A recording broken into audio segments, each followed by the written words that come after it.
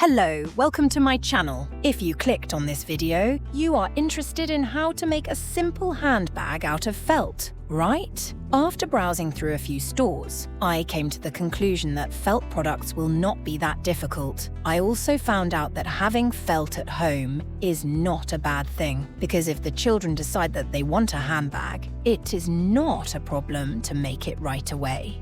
So I took half an A4 sheet of pink felt. I folded it and cut out 2 pieces that will be on the side. Next, I took purple felt and cut 2 straight strips. One will serve as the thickness of the handbag and the other as a strap. I made the strap narrower so that there would be no problem when gluing.